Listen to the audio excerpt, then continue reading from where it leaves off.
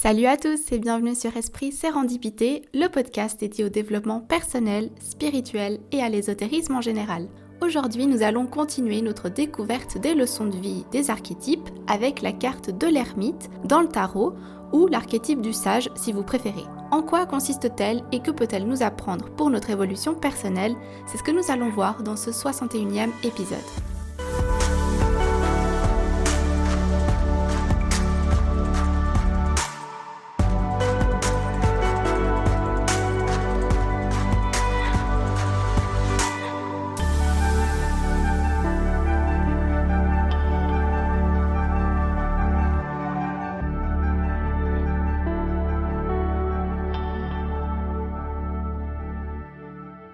Bienvenue dans ce 61e épisode, j'espère que vous allez tous très bien. Aujourd'hui, on se retrouve pour la suite de la série des leçons de vie. On va se pencher sur l'archétype du vieux sage ou, si vous préférez, la carte de l'ermite dans le tarot. Je rappelle évidemment que vous n'avez pas besoin de connaître ou d'utiliser le tarot pour écouter cet épisode. Je vais certes m'appuyer sur les cartes et sur leurs illustrations, mais même si vous n'avez jamais touché à un jeu de tarot dans votre vie, vous pouvez quand même écouter cet épisode parce que ce qui compte, c'est la leçon de la carte et comment elle peut nous aider dans notre vie. L'ermite ou le vieux sage est représenté dans les illustrations par une personne seule et souvent d'un certain âge. On a tendance à le représenter plutôt âgé parce qu'on veut montrer que c'est une personne avec beaucoup d'expérience de la vie, une personne qui a appris déjà énormément de leçons et qui possède une certaine sagesse. Même si, évidemment, on peut être sage sans avoir 80 ans. Mais en tout cas, l'ermite porte en lui cette sagesse et cette connaissance. Il a donc déjà parcouru un long chemin et il a maintenant matière à réfléchir. C'est pourquoi il va se retirer un peu du monde en ermite pour pouvoir être seul et réfléchir.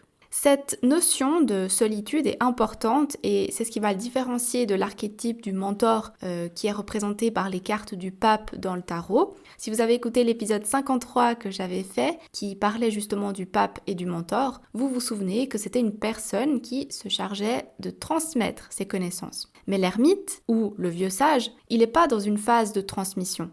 Il est dans une phase de solitude, de recueillement, de réflexion. Il va se retirer du monde pour mieux se retrouver lui-même. Donc il n'a pas cette passation de connaissances, je dirais. Le vieux sage nous rappelle qu'il est important dans la vie d'avoir ces moments de solitude, ces moments de recul. On a tendance à vouloir constamment apprendre, vivre, évoluer sans s'arrêter, mais l'ermite vient nous inviter à prendre une pause, prendre du recul, à retourner dans notre caverne, si vous voulez, dans notre maison, notre intérieur, pour réfléchir, pour assimiler tout ce que l'on vient de vivre et d'apprendre. Il n'y a pas que dans l'action qu'on apprend des choses. L'inaction est également hyper importante. C'est dans le silence que l'on commence à écouter notre voix intérieure, qu'on commence à écouter nos envies profondes, pas dans le brouhaha constant de la vie.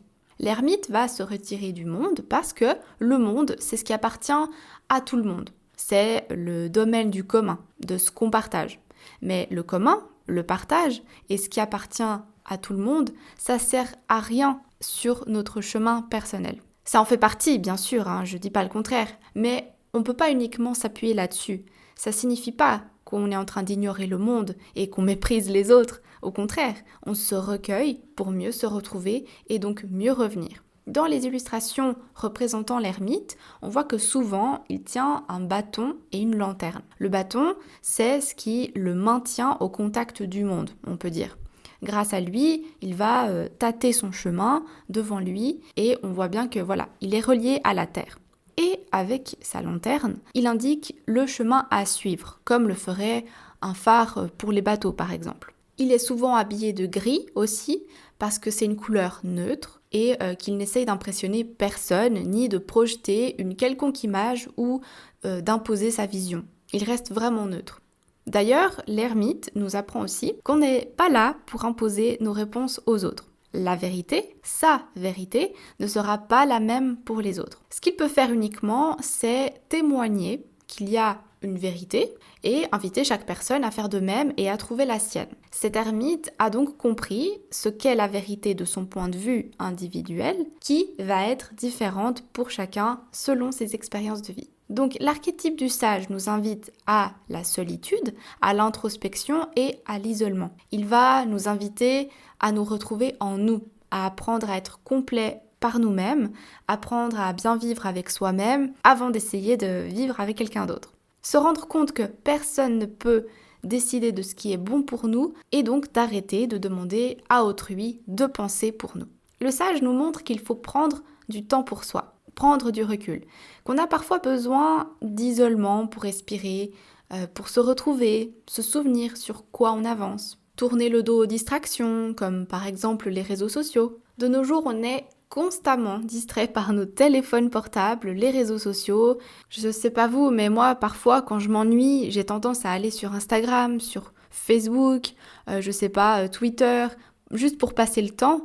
Et en fait, on se coupe jamais réellement du monde. On a toujours un pied dans ce flot d'informations continue et on en oublie que l'isolement, que le silence est extrêmement bénéfique. Parfois, quand je scrolle sur Instagram, comme ça, ou sur Facebook, n'importe quoi, ou YouTube, pendant un moment où je pourrais être dans le silence, où je pourrais simplement, je sais pas moi, regarder par la fenêtre du train, ou regarder à travers la fenêtre de ma maison, pour observer ce qui se passe dehors, etc. Et ben, quand je fais ça sur YouTube, Instagram et tout, je me sens encore plus fatiguée. Déjà, le temps va passer énormément plus vite, et puis, après, je me retrouve à me dire... Oh mon Dieu, j'ai eu tellement d'informations là, j'en ai presque mal aux yeux et puis je me sens pas du tout reposée, je me sens encore plus stressée. Et c'est à ce moment-là qu'on se rend compte qu'en fait, le silence, le calme et juste se laisser bercer par le moment présent, ça fait extrêmement du bien. Le vieux sage nous rappelle l'importance de prendre son temps, de travailler sur soi plutôt que de se focaliser sur les besoins des autres. Par exemple, pour celles et ceux qui sont parents, je pense que vous vous êtes déjà rendu compte que tout va mieux lorsque vous êtes détendu. Plutôt que de vouloir tout contrôler, vous savez que vous avez besoin de temps pour vous, de temps seul. Alors, vous acceptez de laisser les enfants, qui sont assez grands, pour le faire tout seul, de préparer un repas simple pour eux-mêmes et que c'est pas si grave si c'est pas bien fait entre guillemets, ça sera bien fait à leur manière. Il faut apprendre à lâcher prise, parfois c'est pas évident, c'est vrai. Mais quand on reconnaît l'importance de ces moments de solitude, on apprend à laisser les autres nous aider et à prendre le relais lorsque cela est possible. Comme ne pas hésiter à engager une babysitter le temps d'une après-midi, simplement pour aller se promener seul, aller nager, manger une glace, prendre le temps de s'isoler. Parce que si notre mental va bien, alors le reste ira bien aussi. L'ermite ou le vieux sage va représenter une personne qui va nous montrer le chemin, nous illuminer la route, la voie pour nous donner l'exemple, mais qui ne veut pas nous porter pour nous emmener au bout. Elle va tenir la lanterne, mais nous laisser marcher à côté et choisir notre propre rythme et chemin. C'est généralement ce que fait par exemple un thérapeute. Il va nous écouter, nous apprendre à nous reposer sur nos propres expériences, nous montrer une ou plusieurs voies possibles, mais il ne va pas faire le travail pour nous. Alors il peut certes nous pousser à la réflexion, mais on devra trouver notre propre vérité seul. Après évidemment, comme pour chaque archétype, il y a un côté plus sombre. Dans ce cas, le côté plus négatif du vieux sage serait l'isolement à outrance. Toutes les choses doivent être faites avec modération. Prendre du recul trop souvent, s'isoler de façon régulière pour de longues périodes, c'est pas bon. Déjà parce que la vie passe et qu'on le voit pas, tellement qu'on est dans notre tête, dans notre intérieur, à s'isoler et à écouter notre voix intérieure. On oublie que dehors, il y a des gens, des amis, de la famille qui sont là aussi et qu'il faut malgré tout rester en contact avec les autres. Rester en contact avec le monde. Trop s'isoler fera l'effet inverse. Vous n'avancerez plus. L'isolement est là pour ponctuellement vous aider à faire le point. Mais si vous avez besoin de 3 mois d'isolement coupé de vos amis et de la famille, et ce, régulièrement, alors je pense que vous allez peut-être avoir de la peine à revenir dans le monde et surtout à attraper le train en route. J'ai personnellement connu une personne comme ça qui, à force d'être constamment isolée pour se retrouver, pour mieux s'écouter, pour travailler sur elle-même, a fini par perdre totalement contact avec la réalité et le temps qui passait. Cette personne a perdu une bonne poignée d'amis comme ça parce qu'à force de s'isoler dans sa spiritualité, la vie continuait pour les autres. Et finalement, il y avait un trop grand décalage entre la réalité et sa réalité que ses amis avaient l'impression d'être face à un inconnu ou à une vague connaissance qui n'avait plus de lien avec eux. Donc oui, c'est très important de prendre du temps pour soi et de s'isoler. Mais se retirer plusieurs mois à répétition, ça fait perdre totalement contact avec le monde et les gens autour de nous. Et on ne peut pas juste avancer sur un chemin. Les expériences que l'on vit, les gens que l'on rencontre et que l'on côtoie sont nécessaires à notre évolution. L'isolement sain, c'est celui qui va pas durer trop longtemps et qui, quand on revient à la réalité, nous donne l'impression d'être encore plus connectés aux autres et au monde autour de nous. Donc il faut faire très attention à cette limite, on va dire, qui peut très vite isoler une personne.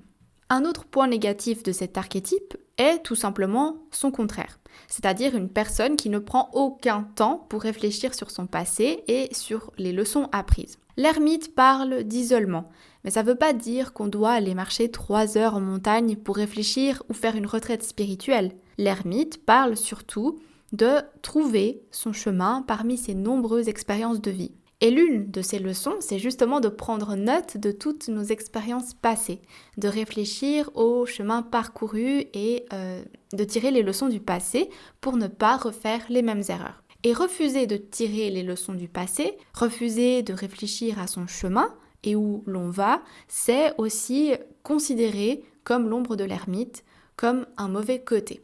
Soit on s'isole trop souvent et trop longtemps, et c'est contre-productif, soit on fait le contraire et on refuse totalement de réfléchir sur son chemin, sur soi et sur son passé. Et on finit par répéter les mêmes erreurs tout le temps. Et on va se retrouver à faire des allers-retours sur son chemin, mais à jamais réellement évoluer dans notre vie. Et ça, c'est pas le but. Comme pour les autres épisodes, je vais donner des exemples de personnages qui, à mon sens, reflètent très bien les qualités ou défauts de l'archétype du vieux sage ou de l'ermite. Alors, premièrement, je dirais que les personnages fictifs auxquels je pense tout de suite quand je lis les descriptions de l'ermite, c'est tous les personnages de films qui sont partis pour un congé sabbatique faire le tour du monde en solo. On peut par exemple citer le film Into the Wild, où le jeune Christopher de 22 ans décide, après son diplôme, de partir quelques mois et de laisser son confort habituel pour prendre la route et partir découvrir l'Amérique. Peu importe la fin du film, au fond, ces histoires représentent justement cette énergie de retrait, de recul et d'isolement avec pour but une découverte de soi-même et de sa mission de vie. Et dans ce film, on peut suivre le personnage au travers de ses aventures, de ses rencontres et ses réflexions. Mais ce qui est intéressant aussi dans ce voyage, c'est qu'au final, on se rend compte de la dualité de cette expérience. Et je peux me servir de Christopher, du film Into the Wild, comme ombre, aussi à l'archétype du sage. Certes, il a eu besoin de partir pour se retrouver, pour voir d'autres choses, trouver sa mission de vie, mais il a quand même fait beaucoup de choix imprudents, pensant qu'il était mieux de partir sans avertir personne et qu'il vivrait très bien tout seul. Mais lui-même le dit à un moment, le bonheur n'est réel que s'il est partagé. Se retirer du monde, ça peut être bien quelque temps, mais si ça devient trop obsédant au point de prendre des dangers, de ne plus se soucier de sa famille, de ses proches ou de sa santé, alors là, on tombe dans les côtés négatifs. De même, il ne faudrait pas partir du principe que toutes les réponses se trouvent dans la solitude. Et c'est ce que je disais aussi avant. La vérité, elle ne se trouve pas toujours en dehors du monde. Vivre en marge de la société n'apportera pas forcément l'effet recherché. Je pars pour l'Alaska. L'Alaska? Ou une ville en Alaska, parce que tu sais, il y a des supérettes en Alaska. Dans les villes d'Alaska. Tu sais, dans les villes d'Alaska, il y a des supermarchés. Ah ouais. En Alaska, c'est là que je veux aller. Me perdre au fin fond du pays. M'enfoncer dans la nature, sans personne autour. Je veux plus me faire chier avec les horaires. Surtout pas de montre, ni de carte, ni de hache. Plus rien, plus rien. Rien, je te dis. Rien que moi, tout seul, au milieu des montagnes, avec les rivières, le ciel. Les animaux, je veux me perdre dans tout ça, être au cœur de la nature. Hein? La vie sauvage. Sauvage. Une fois qu'on est perdu loin de tout, on fait quoi, dis-moi, on fait quoi? Pas, moi, tu vis tout simplement, tu te contentes d'être là, de vivre le moment présent, de profiter de chaque seconde. Ouais. À mon retour, je pourrais peut-être écrire un livre sur mon expérience là-bas, mes voyages, comment j'ai quitté cette société. Parce que, tu vois, il y a un truc qui cloche. Tu veux que je te dise, j'arrive pas à comprendre pourquoi dans la vie la plupart des gens sont aussi méchants les uns avec les autres. Ça me dépasse, ça met nulle part leur obsession du jugement, du contrôle, de l'ordre et toutes leurs conneries, tu vois? Je vois pas bien de qui tu veux parler au juste. Mais si, les parents, les hypocrites, les hommes politiques, les emmerdeurs. Je déconne, petite tête. Faut pas aller creuser trop profond dans ces histoires-là, tu te fais du mal. Alex, t'es un jeune gars génial. Et je me permets de te dire que t'es surtout jeune comme gars. Tu peux pas jouer comme ça avec le feu tout le temps, faut que tu te calmes. Le film Mange, prie, aime avec l'actrice Julia Roberts, c'est aussi un film qui parle de solitude, de retrait pour se retrouver. On retrouve donc un personnage principal que joue Julia Roberts et qui s'appelle Liz, et un scénario de base. Elle a tout pour être heureuse. Un mari, un bon travail, un bel appartement, sauf qu'un jour, elle se rend compte qu'elle vit sa vie en mode robot, si vous voyez ce que je veux dire, qu'elle ne trouve plus réellement de sens à ce qu'elle fait, ni de joie ou de goût. Donc finalement, elle décide de divorcer et entreprend un voyage, notamment à Rome, en Italie, puis en Inde et enfin à Bali. Et ce voyage lui permet de se retrouver, de savoir ce qui la fait réellement vibrer. Ici, l'isolement est un peu moins prononcé que dans le film Into the Wild, où le personnage avait même brûlé son argent et était parti dans la nature complètement seul. Là, on reste dans la civilisation avec un certain confort, mais par contre, on se coupe de notre rythme habituel, de nos proches, durant un certain temps. Certes, c'est moins sauvage que le premier cas, mais ce qui importe, c'est la destination. Et là, en l'occurrence, Liz a trouvé ce qu'elle recherchait. Elle a pu réfléchir sur son passé, sur ses erreurs, les schémas répétitifs qui se montraient à elle depuis bien trop longtemps. Et sa solitude a été pourtant par moments accompagnée par des personnes. Et ça l'a aidé à garder un pied bien ancré dans la réalité, comme le bâton de l'ermite, ce qui n'est pas trop mal. Tu sais ce que j'ai ressenti en me réveillant ce matin, Delia ? Rien. Aucune passion, aucune flamme, aucune foi, aucune ardeur, absolument rien. J'ai largement dépassé le stade où je pouvais parler d'une phase un peu difficile. Ça me terrifie. Pour moi, c'est genre pire que la mort. Non, c'est vrai, merde. Alors c'est cette personne que je vais être à partir de maintenant ? Mais tu sais, c'est classique. Les gens tombent amoureux à la vingtaine, ils se marient, installent la cuisine high-tech, la maison en banlieue à la trentaine. Et à un moment donné, ils se rendent compte, ça ne me convient plus. Donc, ils se plantent, ils s'effondrent, ils souffrent le martyre, ils récupèrent, ils se poussent au cul pour arriver en vrac sur le divan du psy. Mais ils claquent pas la porte comme ça. Eh, je suis pas en train de claquer la porte. Je ressens la nécessité de changer. Tu as un réseau de soutien autour de toi, Lise. Tu as des amis, une famille qui t'aime beaucoup. Et tu ressens mon amour pour toi ? Mon implication pour toi ? Non, il n'y a que du vide. Il n'y a rien qui bat là.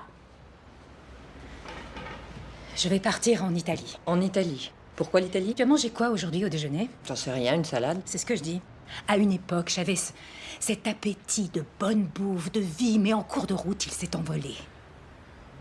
J'ai envie d'aller quelque part où je pourrais m'émerveiller de quelque chose. Que ce soit la langue, la gelato, les spaghettis, quelque chose. Oh, on croirait entendre une ado. Mais je me suis comportée comme telle entre mes 15 ans et maintenant. Soit j'étais avec quelqu'un, soit je rompais avec quelqu'un. Et je ne me suis jamais laissé 15 jours de répit, simplement pour être enfin face à moi, à moi-même. Je m'en vais en Italie. Après, je pars dans l'ashram du gourou de David, en Inde. Et puis, j'irai finir l'année à Bali. Voilà ce que je vais faire. Alors là, difficile d'aller contre. Les plages sont belles. Mais pourquoi ? Parce que Ketout m'a dit que je le ferais. Le type qui n'a plus de dents. Quand tu touches le fond du désespoir et qu'un type qui, a des faux airs de Yoda, te fait une prédiction, tu te dois de la prendre en compte. En résumé, ce que l'archétype du vieux sage souhaite nous transmettre comme leçon, c'est la solitude et le retrait du monde est bénéfique et nécessaire pour se retrouver soi-même, seul, sans avoir toujours besoin de l'avis des autres. On a le droit de prendre des décisions qui nous semblent le mieux pour nous. Et si pour ça on a besoin de s'isoler quelques jours pour faire le point, c'est tout à fait sain et normal. Il nous rappelle aussi qu'il faut le faire régulièrement, tout en gardant un lien avec la réalité, et que trop d'isolement ou trop d'attente, c'est pas bon non plus. Le vieux sage nous invite à nous plonger dans notre passé, nos expériences et nos erreurs, pour en tirer des leçons qui nous sont propres et qui vont pouvoir nous aider à avancer sur notre propre chemin. Il va aussi nous indiquer que notre vérité n'est pas forcément la vérité de quelqu'un d'autre et que le mieux que l'on a à faire, c'est simplement de montrer aux autres qu'il existe une voie ou un chemin un peu différent et leur laisser libre choix de trouver leur propre chemin. Et puis je rajouterai également que c'est un travail de toute une vie. L'introspection et la découverte de soi, c'est vraiment un travail de toute une vie. L'homme peut être vieux et sage, mais la quête ne s'arrête jamais. Pour terminer, si vous voulez avoir une petite réflexion à propos de cet archétype, vous pouvez vous poser la question suivante. Si je passais davantage de temps seul avec moi-même, qu'est-ce que je pourrais apprendre de moi ? Sur quoi est-ce que je pourrais réfléchir et sur quel secteur de ma vie devrais-je me pencher plus profondément pour en tirer des leçons ? Voilà, c'est tout pour cet épisode. Merci beaucoup de l'avoir écouté jusqu'au bout. J'espère qu'il vous aura plu. Si c'est le cas, n'hésitez pas à soutenir le podcast en likant cette vidéo ou en laissant une note sur la plateforme de podcast sur laquelle vous l'écoutez. Pour retrouver les autres épisodes du podcast, vous pouvez les écouter sur YouTube, Apple Podcast, Google Podcast, Deezer, Spotify et bien d'autres plateformes. Il ne faut pas hésiter à taper le nom dans la barre de recherche et vérifier s'il est disponible. N'oubliez pas de vous abonner pour ne pas rater les prochains épisodes. Et sinon, on se retrouve dans 2 semaines. D'ici là, prenez soin de vous et à bientôt.